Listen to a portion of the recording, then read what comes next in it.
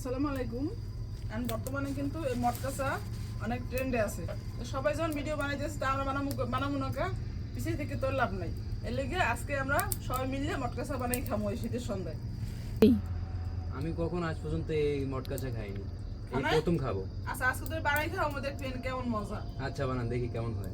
আচ্ছা ঠিক আছে। মটকা গরম করার লাগিয়া এখানে কয়লার প্রস্তুতি চলতে আছে, মোটামুটি হয়ে গেছে কয়লা। এখন মটকাগুলো একটা একটা করে দিয়ে দিমু।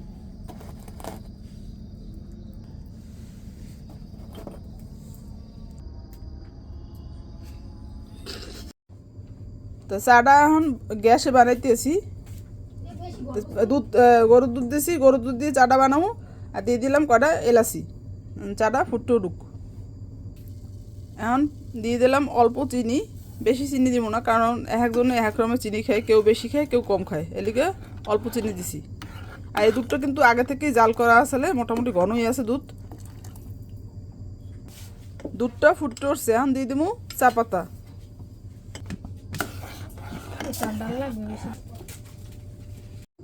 চাটা ছেঁকে নিছি। আর দুধটা যখন জাল করছিলাম তখন এদের শটটা ছিল, শটটা আলাদা রেখে দিয়েছি। এখন তার সাথে শটটা মিশিয়ে দিব।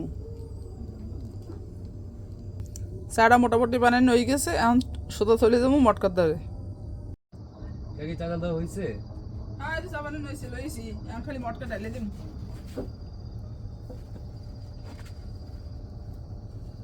মটকাগুলো তো গরম হয়ে গেছে মনে হয় না, দেখছো কালা হয়ে গেছে কালে।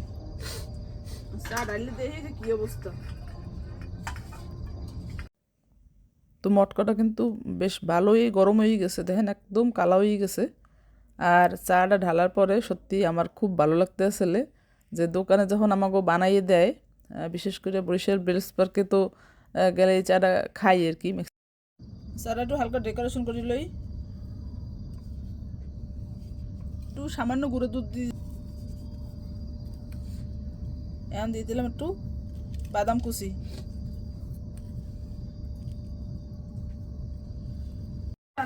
নে খাই দেখ, এপি দে। হ্যাঁ গরম কিন্তু আছে, সমস্যা নেই। রুটি দিয়ে খা। আব্দুল্লাহ এই যে নাও, সাবধান অনেক গরম।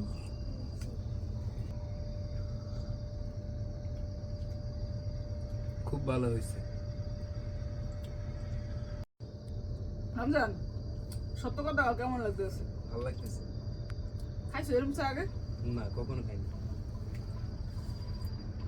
সত্যি কথা বলতে চাটা কিন্তু আসলেই অনেক মজা হয়েছে। আমি নিজে বানাইছি এই জন্য কিন্তু বলতেছি না।